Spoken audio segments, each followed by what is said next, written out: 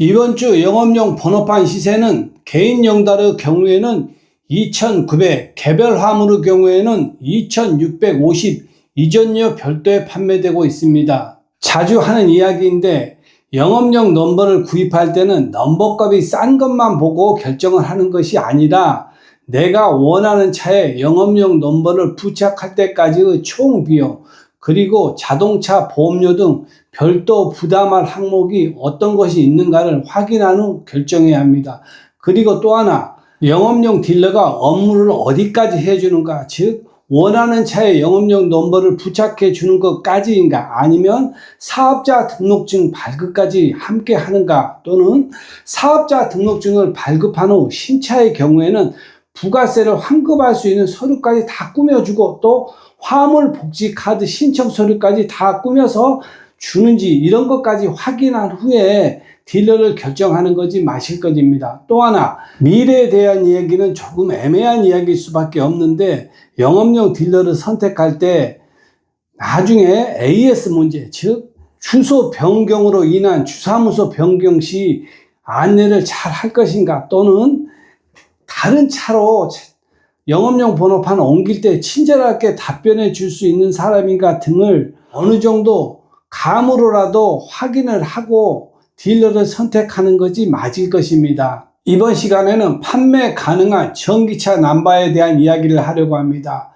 전기차 남바를 이해하려면 먼저 영업용 넘버만 구입해도 영업용 넘버만 이전은 불가능하고 양도인의 영업용 화물차까지 이전을 한 후에 협회에서 대표자 수리 통보서를 발급받아 양도인의 영업용 화물차를 자가용으로 돌려준 후에 내가 원하는 차에 영업용 넘버를 부착하는 방식입니다. 이렇게 영업용 번호판을 다른 차로 옮겨다는 행위를 대패라고 합니다. 대패의 유형에는 최대 적재량에 의한 구분, 그리고 유형에 의한 구분, 연식에 의한 구분, 마지막으로 이번에 전기차와 연관되는 유종에 의한 구분이 있습니다. 앞에서 설명한 세 가지는 생략하기로 하고 이번에는 유종에 의한 구분에 대한 설명을 하겠습니다. 유종이라는 것은 다른 것이 아니고 지금 현재 영업용 넘버가 부착되어 있는 차량이 LPG를 사용하는가, 디젤을 사용하는가, 전기차를 사용하는가에 따라 구분하는 방식입니다. 예전에는 전기차라는 게 없었기 때문에 유종에 의한 구분은 없습니다. 그냥 모든 자동차의 연료가 휘발유, 디젤, LPG 이 세 가지가 전부였습니다. 그리고 유종에 의한 구분은 없이 휘발유차에서 LPG나 디젤로, 디젤에서 LPG나 휘발유로 대패가 가능하였습니다. 그런데 전기차가 나오고 나서부터 조금 바뀐 것이 LPG, 디젤이 전기차가 되는 경우는 즉 대패가 가능한데 전기차로 대패를 한 경우에는 다시는 LPG, 휘발유, 디젤로 대패가 불가능한 방식입니다.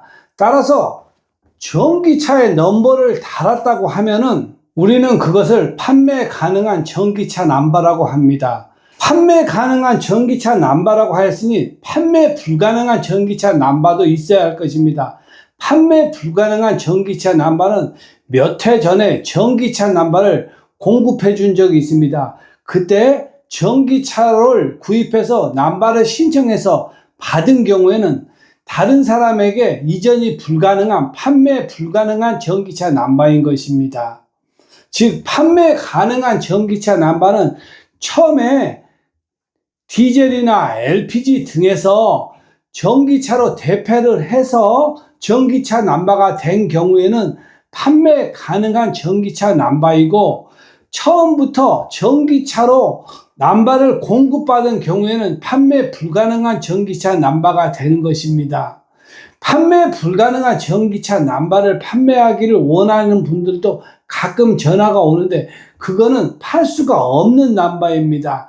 몇 해 전에 전기차 남바를 신청해서 공급받으신 분들은 매매를 할 때는 전기차 남바는 반납을 하고 차만 매매하는 방식으로 처리할 수밖에 없습니다.